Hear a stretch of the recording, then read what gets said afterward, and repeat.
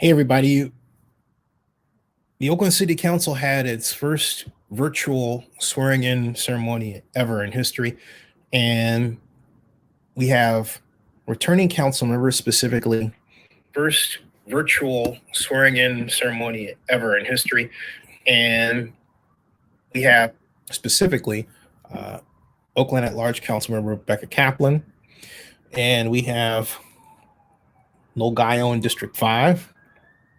We have new council members, Traver Reed, District 7, who replaces her dad, the retiring great council member, Larry Reed. And we have Carroll Fife of District 3, replacing the person she beat, Lynette Gibson McElhaney. But Carroll Fife attracts the most attention because she's known for the Moms for Housing effort, where she and a group of moms, African-American women, who were facing a tough situation because of not just housing prices in Oakland and the Bay Area, but predatory practices that were exacted by a number of corporations and have resulted in a number of cases of the illegal eviction of elderly Black women in Oakland. That has been the primary target. So they took action and basically went in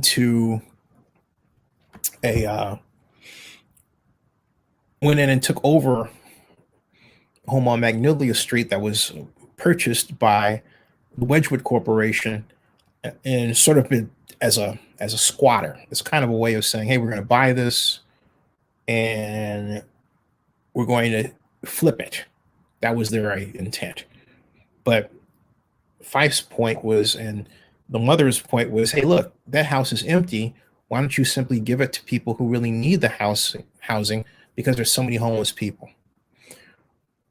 So that catapulted her visibility, and she used that new platform to run for office, which I thought was a really smart thing to do. And she beat Lynette Gibson McElhaney. And it wasn't, I'm not going to speak for Lynette. We talked about it, but I don't think Lynette quite understood the gravity of the problem of affordability, how it's impacting other people, and in a way that will cause them to take drastic action. Okay. And it's not to be derisive of Lynette at all. No. But I think Lynette is a person that saw that she was in between the lines and didn't know how to step outside those boundaries. Like, for example, bringing back redevelopment, something different to change the situation. So she was sort of kind of going along to get along. And thus, I think, was caught off guard, and out of respect for Carroll, didn't want to jump in and be in appearance of raining on Carroll's parade. Now, another politician who was, I think, more selfish would have done just that and co-opted Carroll. That didn't happen. So Carroll's very fortunate that she got Lynette and not somebody else, but I digress. So in her speech, Carroll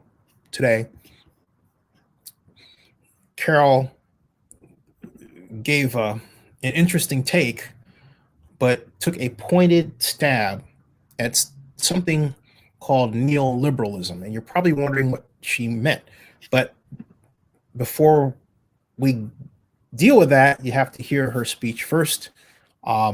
And here it is right now. This is it.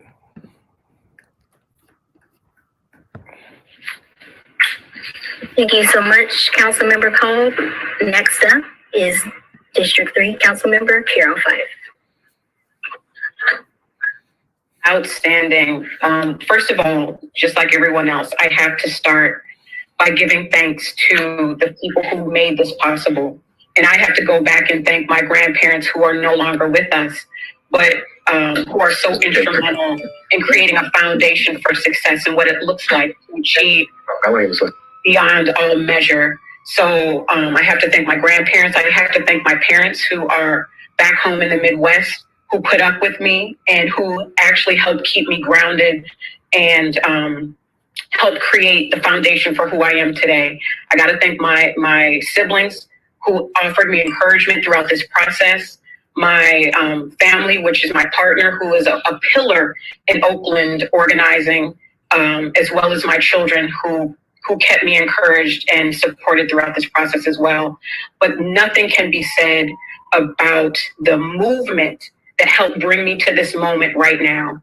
It is through consistent organizing, being on the ground for over 20 years in this city, fighting for justice, social, racial, and economic justice with my campaign team, with my precinct captains, with organizations and individuals, some of whom are no longer with us today.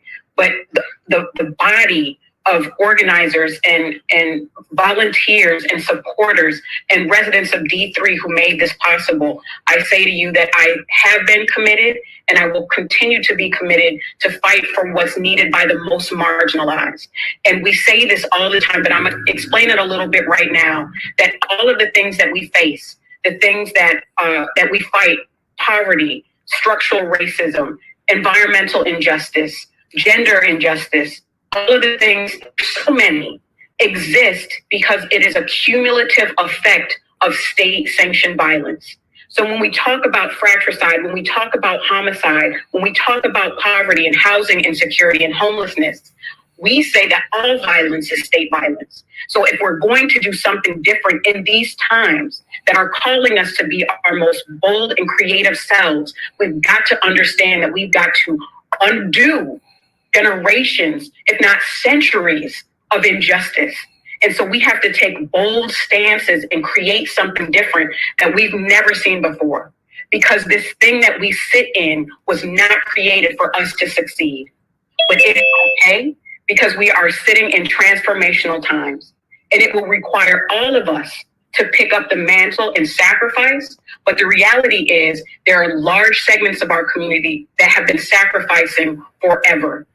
And equity means that everyone gets a chance and an opportunity to thrive. So that means some of the things that we've seen, we've got to do differently. We've got to create. We've got to be bold. We've got to be fearless in these times. And I will represent, I have, and I will continue to do that transparently, creatively, justly, and fighting for the folks who have not had a voice, who have not had a seat, whose needs, if we address, we will make this city great for everyone. But we've got to start with the people who've been locked out of these systems, period. And the reality is that neoliberalism is a tool that will undo us all if we don't change and stand up and boldly face it. And just like my sister Nina Turner said, I'm going to be a fierce, hell-raising humanitarian for love and for justice. And I need you all to stand with me and continue to do that as you have in this process, because I'm walking into a system that doesn't necessarily see things the way that we see it. But I am joyful. I am excited. I am encouraged by the energy that brought me to this place. And I need you to continue to stand with me because we have so much to for, so much to. And we will do that collectively. We will continue to unite. We will continue to bring people together. And we will create exactly what we need to thrive, all of us. And I love every single person that's put me in this position. And I need you to stay there. And we need to continue to grow this movement. That is how we will win. And I will do that with you all. Thank you for this opportunity. So that's her speech. I clapped. That's me. Thank you so much for your comments, Councilmember Fife. Next, we'll move to Councilmember Gallo from District 5. And so I'll stop there because that's my stream, right? And you're probably wondering, okay, what is neoliberalism? All right. Neoliberalism is basically what it is it's taking free market ideas, like, for example, the idea that the price system, the market economy, can actually solve problems, the market clearing system, and applying it to bear on social problems. Okay, the idea that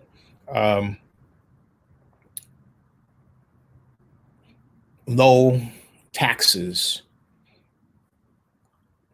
can produce low unemployment, can produce higher business formation, can bring us more jobs, more and better schools, more wealth through the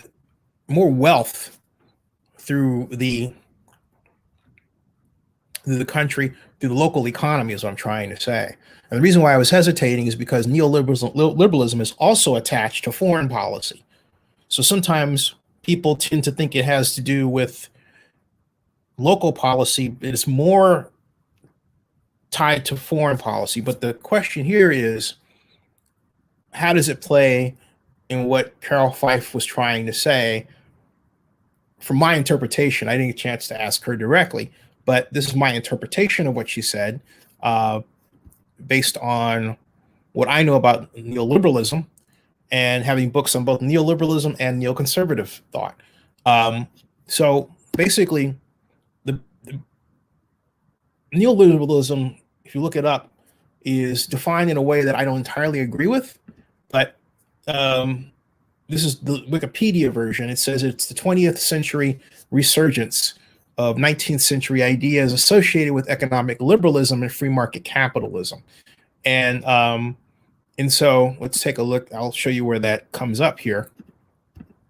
And then we'll look at how neoliberalism is brought up in the literature about African Americans and urban development. Okay. And so they go into how or where this came into being, and they mention economists like Frederick Hayek and Milton Friedman and James Buchanan. And so basically, neoliberal thought at times has ventured more into the construct of a mixed economy and government spending than not. So that's why I bristle at this definition, but I want to bring it to you because if you search for the definition, there's a 92% chance you're going to use Google, and if you do, you're going to find this. Okay, so let's go back, all right, and take a look at neoliberalism versus liberalism.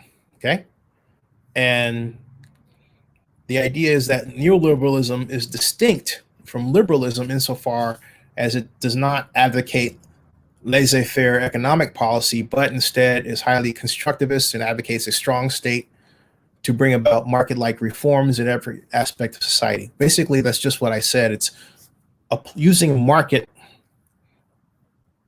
price clearing ideals and applying them to the resolution of problems caused by the market in our society, essentially. Okay. And so there's a lot of literature that compares neoliberalism with, classic liberalism. And this is the Oxford Research version. And it basically, liberalism is basically this. It's very simple. Liberalism says, hey, look, we've got problems. We're going to spend money to solve those problems. Okay.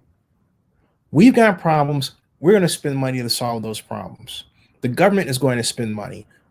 The trouble with today is that what I just described to you is described by some people as socialism, when in point of fact, it really isn't socialism at all. It's liberalism. Okay. What Carroll is pointing to is the kind of ideology, and here I think she's absolutely right, that has been applied by the YIMBYs, okay?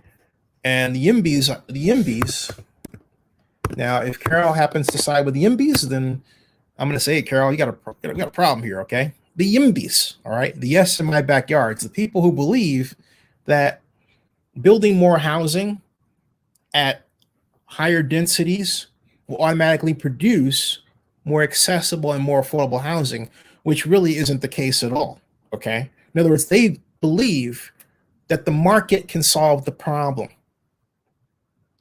Hence, neoliberal thought.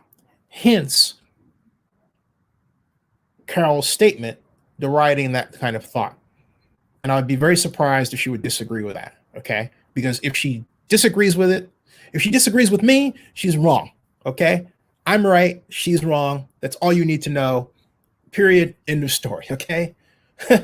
But the bottom line is the YIMBYs, which have been active, have pushed for example, San Francisco State Senator Scott Wiener's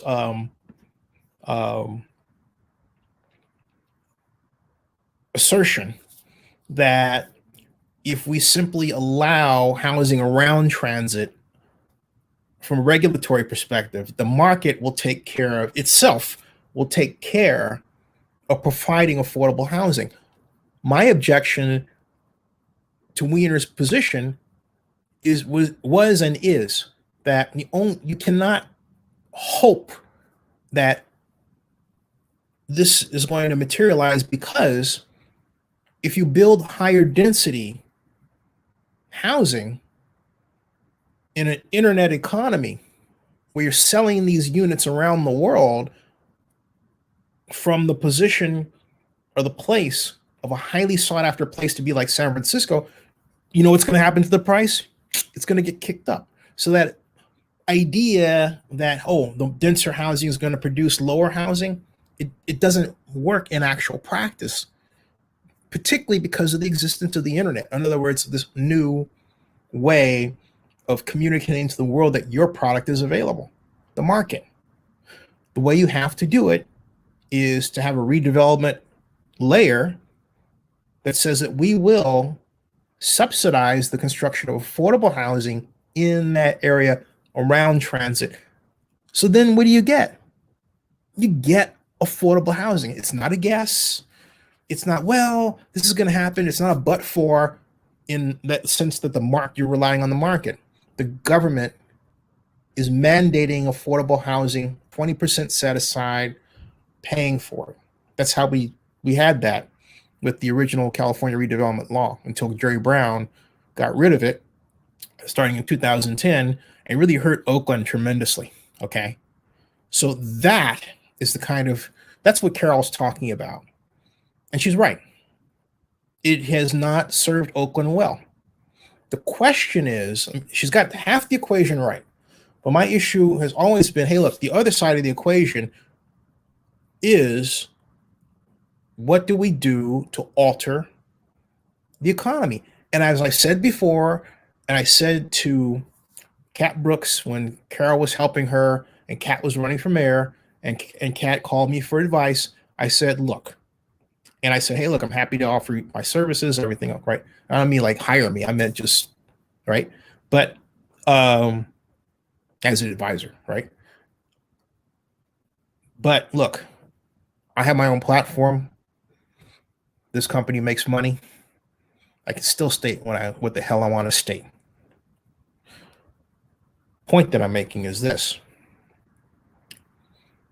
As I said to Carol when we talked then, and she probably doesn't remember it, and I'm saying it right now, we need to reestablish the redevelopment laws we had that produced the kind of government-aided